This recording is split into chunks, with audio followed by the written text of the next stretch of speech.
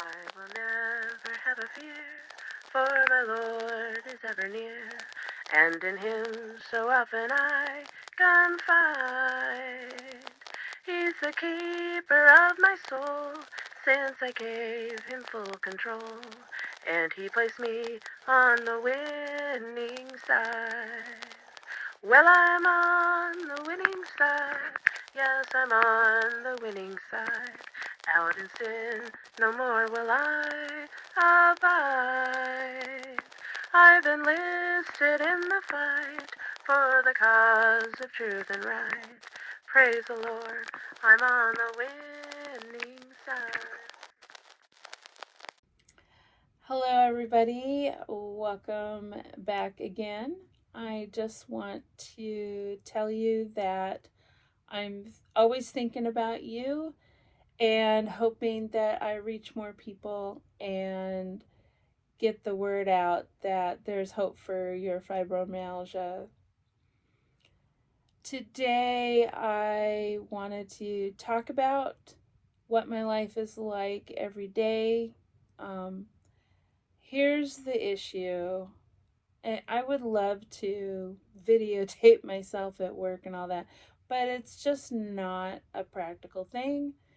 Um, it's it's not something I'm really allowed to do because of the type of work I have.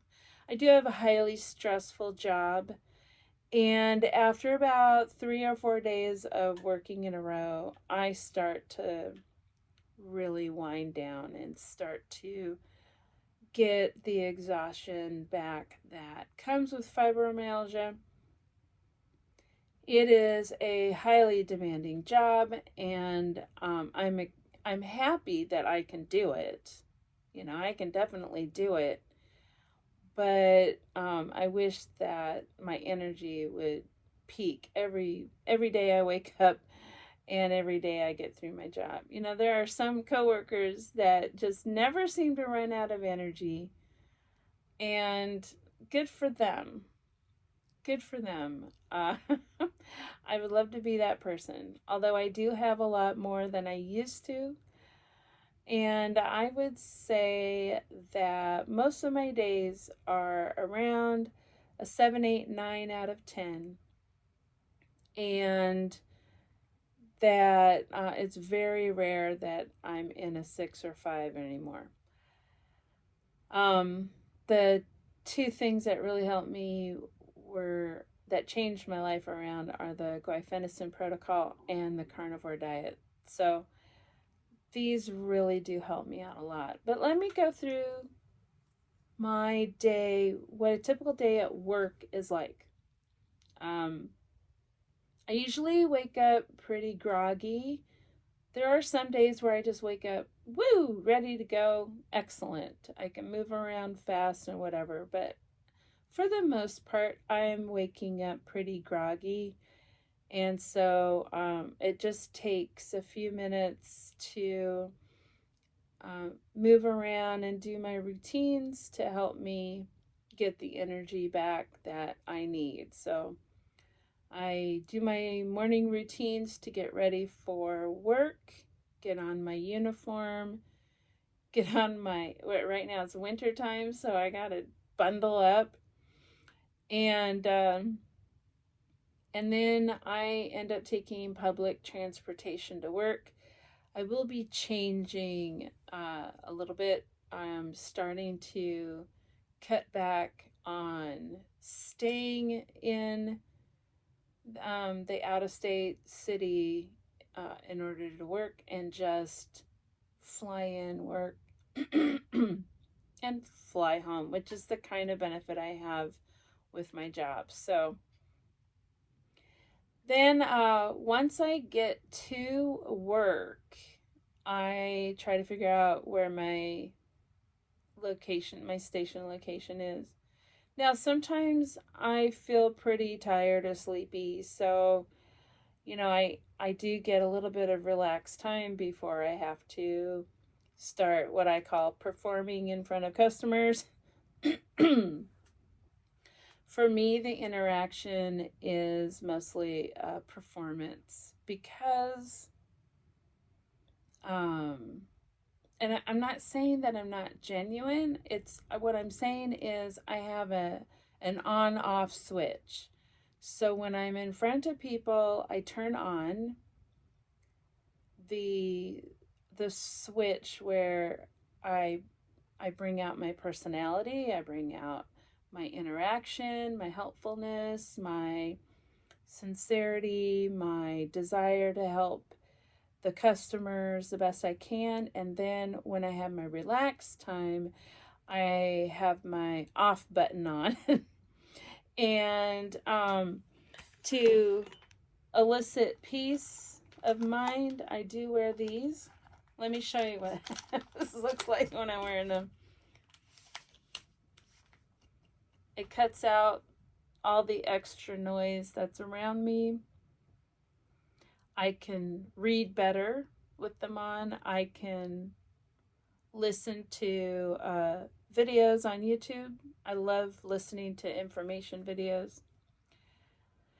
And just overall relax. Maybe I'll do a smart game on my video. I'm sorry, on my cell phone. And so I do have some downtime, and I need these. I have found they're like a therapy piece. And now everybody recognizes who I am. Oh, look, the girl with the headphones on. They're just ear protectors, sound protectors. They're muffing the noise that can cause me stress and help me to de-stress so I'm ready for the next assignment. So it is nice to have some downtime in between assignments. Sometimes I don't get the downtime and my legs start to hurt because mostly standing. So I find myself doing stretches and specific exercises to help relieve the leg pain. And it's necessary, when that's happening. So I will do that. Then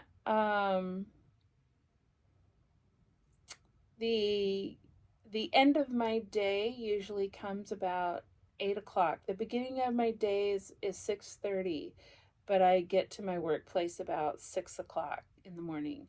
And then the end of my day is somewhere around 8:30, 9 o'clock p.m. Yes, p.m. And that's when I clock out and get on public transportation and get back to the apartment, eat dinner, and go to bed. And that is my work day. If I'm having a flare, it's time for me to drink more water and not as much coffee. So I will change my water bottle out from coffee, clean it out really good, and then get some fresh water in there and add salt to it. This helps with fibrofog, it helps with migraines, it helps with muscle fatigue. Salt is essential, especially if following a ketogenic diet like carnivore. Also, if I feel hungry throughout the day, I like to bring butter with me, and I will eat a little bit of butter just to get me through the day until it's dinner time. I basically just eat one meal a day, and the reason for that, it's just a common feature of eating carnivore. Most of the time, I'm just not hungry. If I do get a little hunger pangs, then I eat high fatty meat or just butter.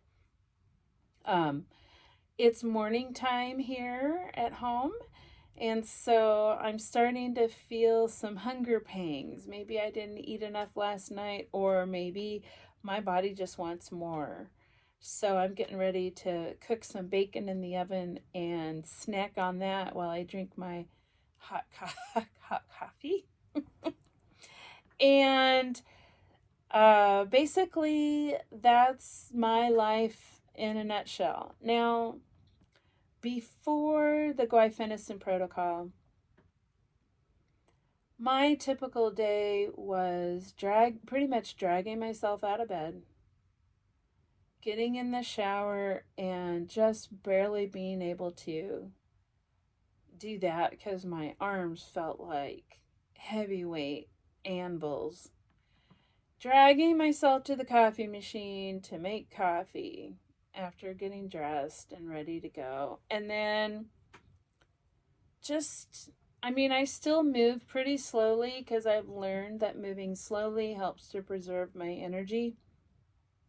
Even now that I've had the guaifenesin protocol and the carnivore diet, I still have to preserve my energy.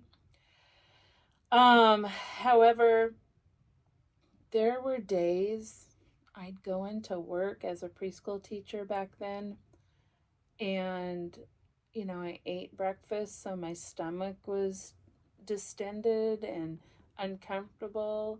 My body hurt everywhere. I was ultra slow moving. I tried to have a positive outlook, but it was really challenging.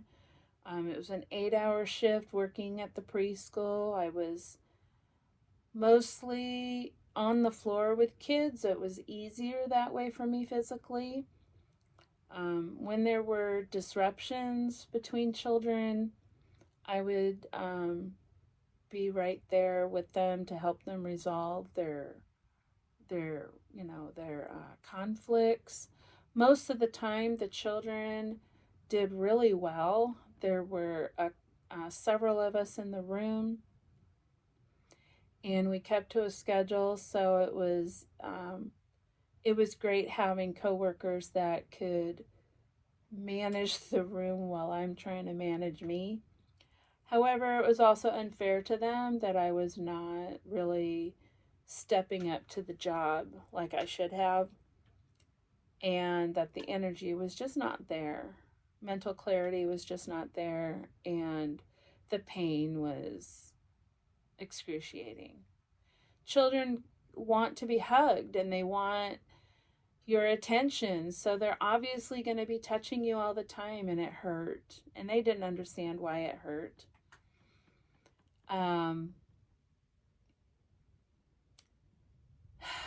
then after coming home from work, I remember just barely being able to get anything done. I'd rest, and then it was time for dinner, and I'd get up and make dinner, and then I was blessed to have 3 fabulous kids who did the dishes.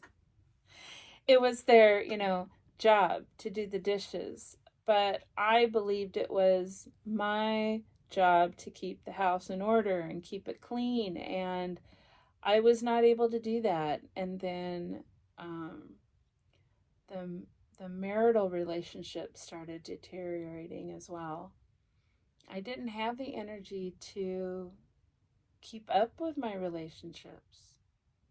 And that's really sad. And I'm trying to reach out to people that are in that place and tell you that there is hope for fibromyalgia. You don't have to live with this condition the rest of your life. And I know I sound like I'm repeating myself. I don't mean to be repeating myself, but maybe I have to repeat this because I'm not getting the viewership yet. But sometimes you need to hear something 7 times before you start to believe it. So let me tell you, the guaifenesin protocol works. In my links in the description, I have a link to Dr. Saint Aman's book on Amazon. It's not super expensive. I think it's like 12 or 13 bucks. It's worth it, so get it. Guaifenesin, I have a sample guaifenesin that you can use. It's extended release. It should be 600 milligrams. Get it. Just get it. I am an Amazon affiliate, so it does help me a little bit if you do purchase those items.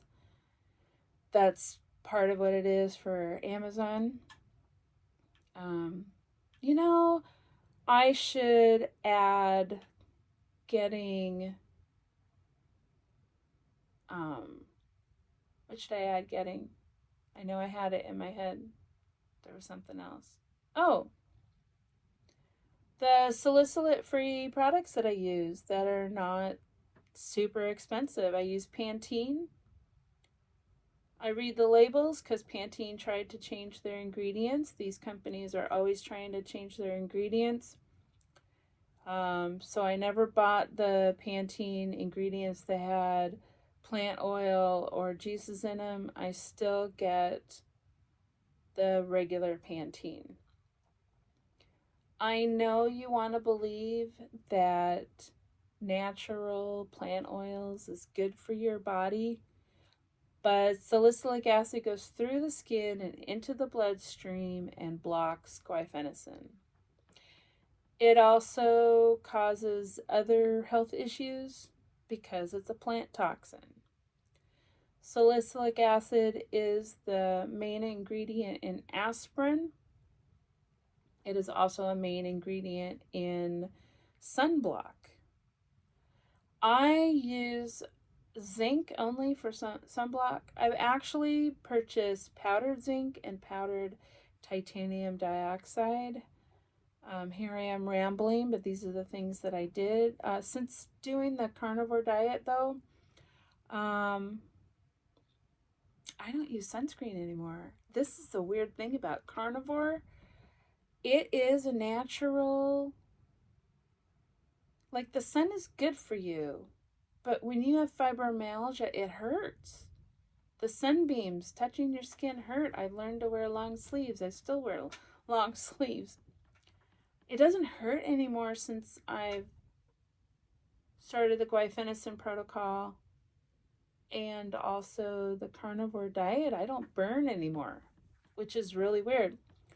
But I would add those powders to my makeup or my skin lotion and use that as sunblock, and it worked great. So, um, minerals are definitely better for your skin than would be any plant oils or plant juices. I am totally against that. I also don't drink tea, I just drink coffee. Tea is super high in salicylic acid as well as oxalates. I do not recommend tea ever. I used to drink tea like crazy, like tea for healing from colds and flus, tea for energy, tea for sleeping, tea for losing weight. I mean, it was tea for everything. I believed in the medicinal value of tea until I started the guaifenesin protocol and I got rid of all of the tea. I had to if I wanted to heal from fibromyalgia. At that time, I really didn't understand why, but now I do. Oxalates and salicylic acid, and there are a lot of other toxic elements in plants that over time start to accumulate in the body because if your kidneys and liver are not working to clean your blood cells from these toxins, the body finds a way to dump them into various places, which is what is causing the multi symptoms of fibromyalgia. Okay, I know I'm rambling on, but this is the exciting part of my life. I know I'm not a doctor. I don't have a way to really prove these things to you except read those articles that I put in the links below in the description and maybe get a little bit of understanding. Now, if you want to learn more about the carnivore diet, I suggest two people specifically. Dr. Anthony Chaffee, he is on YouTube, and also Dr. Kenneth Berry. Lots of information about the carnivore diet and how it helps and heals so many human illnesses and disease that we have. If you want to know more about oxalates, and one of the symptoms that happens on the carnivore diet is called oxalate dumping, you'll need to do a search on Sally Norton and oxalate dumping. And there is a plethora of information that she has about oxalates, what they do in the body, what happens when you stop eating plants, and what to do if it's too painful. Because of the guaifenesin protocol, the guaifenesin does aid the kidneys in ridding the body of oxalates. My oxalate dumping experience was not nearly as severe, so definitely get on that guaifenesin protocol. Your life will change, but it is a slower process. Also, if you don't want to go carnivore just yet, I highly recommend a low oxalate diet plus a low glycemic diet. And I am currently working on putting together a food chart of all the foods that are low oxalate and low glycemic, so you can take a look at that list. I'm still trying to figure out how to get my documents online so that you can download them and use them. As soon as I figure that out, I'll have them in the description links. I welcome any support that you're willing to give me. I know it's really early on. My whole goal with this channel is just to talk, not to produce really anything. I don't follow a script. I'm just talking off the top of my head, my heart to your heart. And that's what's more important to me. Something I would really recommend, I would love your comments about your personal journey with fibromyalgia. I have noticed so far that some of the comments for my videos have actually been spam, and YouTube has removed them. So if anybody plans on spamming, it's not going to happen. And I am seriously opposed to foul language. So if anybody does post anything with foul language, it also gets removed. I apologize in advance if that's the only way you can communicate.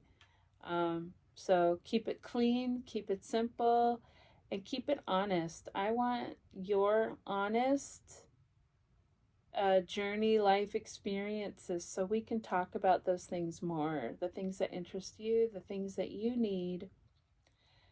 And just keep in mind that I'm not a professional. I'm just a regular person like you, going through this journey and offering hope to everyone out there who is listening.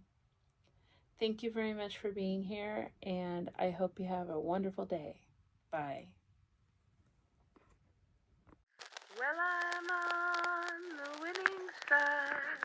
Yes, I'm on the winning side. Out in sin, no more will I abide. I've enlisted in the fight for the cause of truth and right. Praise the Lord, I'm on the winning side.